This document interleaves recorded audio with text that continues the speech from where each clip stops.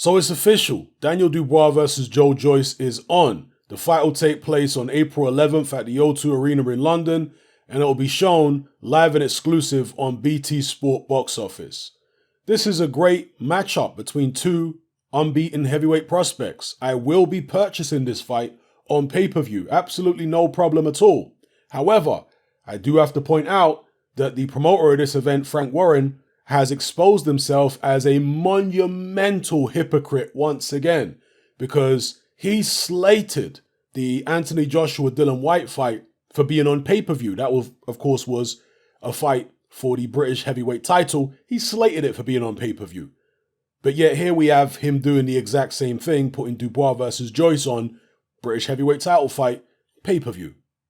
And make no mistake about it, the AJ Dillian Whyte fight was a much bigger fight than this. So Frank Warren has got a lot of questions to answer, and hopefully one of these boxing interviewers is going to confront Frank Warren about this. But anyway, moving on from all that to the fight itself. Well, the pair of them have been on Good Morning Britain, and they engaged in some absolutely horrendous trash talk. But what they lack in charisma, they both make up for in fighting ability. Joyce, the older of the two, the more experienced amateur. He fought around the world in the highest level amateur tournaments. He beat some of the best amateurs around. He was also in the World Series of Boxing. Daniel Dubois, on the other hand, he has been boxing from a young age, but he didn't have many senior bouts. Most of his bouts were as a junior. As a senior, he didn't have many. He decided to turn professional quite early, well, very early actually, at the age of 18. I say very early, at least for the UK, because there are parts of the world like Mexico where people turn pro at like 15 years old. But yeah, certainly for a British fighter, 18 is pretty early. In fact, can you get a professional license in the UK below the age of 18? I don't think you can you? Maybe I'm wrong. Anyway, the fight itself, interesting. Daniel Dubois, on all the polls I've seen, is a big favorite among the fans. I'm going to be interested to see what the bookies have him as, if they've got him as a big favorite too. But certainly among the fans, the vast majority of people are picking Daniel Dubois in this one, and they're actually picking Dubois by knockout. Dubois is the faster of the two. Not like he's fast for a heavyweight, because Dubois is not fast, but compared to Joyce, who is as slow as a glacier, he makes Dubois look like Sugar Ray Leonard or something. So Dubois, not particularly fast, but certainly faster than Joyce. Got a good jab, good power. He is a little stiff in his movement. We haven't seen if he's got any kind of back foot game. Will Joyce be able to put Daniel Dubois in the back foot? Now, Dubois can box at long range, we know that, but that's different than a back foot game. When a guy is coming forward and putting pressure on you and forcing you to go backwards, that's when we see if you've got a back foot game. And is that going to be Joyce's game plan? Joyce has a notoriously good engine, so very high work rate. But Daniel Dubois' work rate ain't bad either. I've seen some people question Dubois' work rate and stamina, but I was impressed by the number of punches that Dubois was able to throw in the Kevin Johnson fight. I know it's just Kevin Johnson, he's just a journeyman at this stage, but still, Dubois was able to throw a lot of punches against that guy and, was bouncing around the ring. And for a guy of his size, to me, that was impressive because he didn't look, extra sluggish in the later rounds and whatever because of the fact he was throwing so many shots. So, yeah, I haven't seen anything of Dubois to make me question his stamina. But again, when you're up against a punch bag like Kevin Johnson, no disrespect, you can go at your own pace. Whereas if you're fighting Joyce, he might push the pace and get you to work more than you want to. And perhaps he can, use that to wear Daniel Dubois out. But Dubois, of course, a lot of punching power. Joyce has seemed easy to hit, even though he hasn't fought anybody particularly great so far in his pro career. His two best wins were over Berman Stavern and Brian Jennings. And the Jennings win, a lot of people feel like that was a bit iffy in terms of did he deserve the decision. But in the Jennings fight, he got hit a lot. In the Berman Stavern fight, even though he stopped Stavern, he got hit with quite a few shots. if he's getting hit like that against those guys, what's going to happen when he gets hit by Daniel Dubois with Dubois' big power? So it's a very intriguing matchup. I can see why people are picking Daniel Dubois because he looks the more impressive. You know, when you just go by the eye test, Dubois looks a far more impressive fighter. But you can't ignore Joyce's resume in the World Series of Boxing and as an amateur.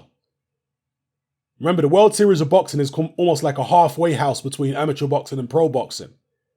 And you look at the people he beat in there, people like Filip Hrgović, like, it's not an accident.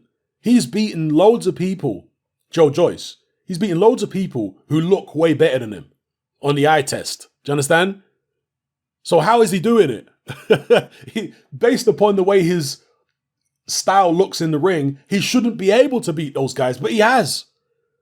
So we have to face facts and realize that Joe Joyce is better than he looks. But even with that being said, is he good enough to beat Daniel Dubois? These are the questions we have. It's going to be fascinating to find out in the ring. Now, as far as how well this fight's going to do on box office, well, probably not very well. First of all, neither of these guys are household names, hence why they're throwing them straight on Good Morning Britain to try and raise their profiles. Obviously, the trash talk is not really going to win too many customers. But hopefully Sam Jones, who is a bit better at trash talk, and he's certainly a controversial figure in UK boxing, Sam Jones might be able to hype it up with some of his sound bites and what have you. But also another issue for this fight, aside from the fact that neither of the two fighters are stars in the UK, is the fact that it's sandwiched between the Anthony Joshua fight against Kubrat Pulev and Tyson Fury versus Deontay Wilder. So this fight will come in between them. Now, there is a little bit of leeway, obviously, because the AJ fight, they're looking to do that when? Early June.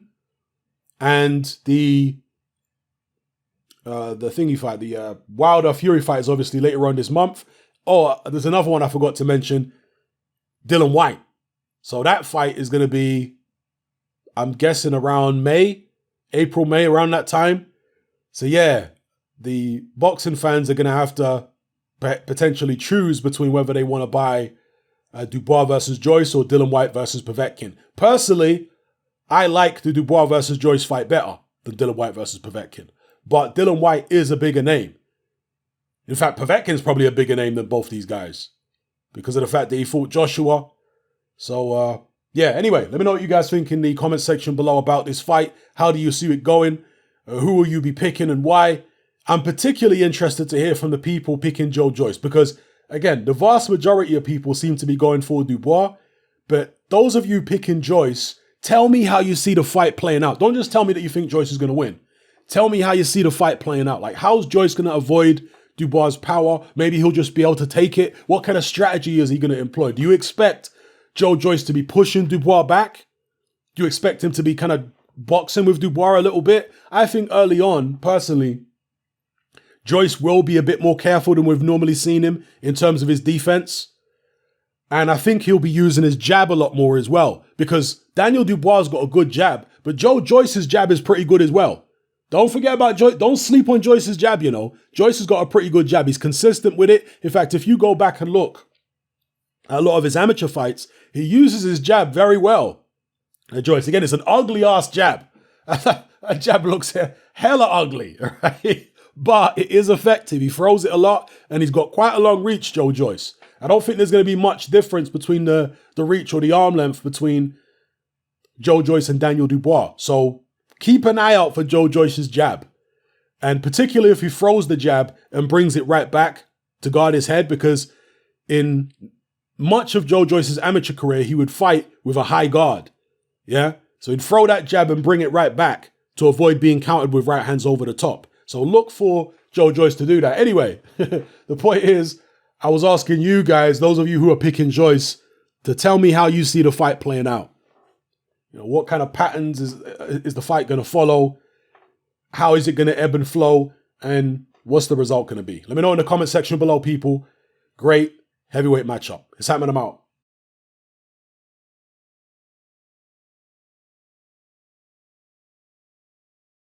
Join me on Patreon.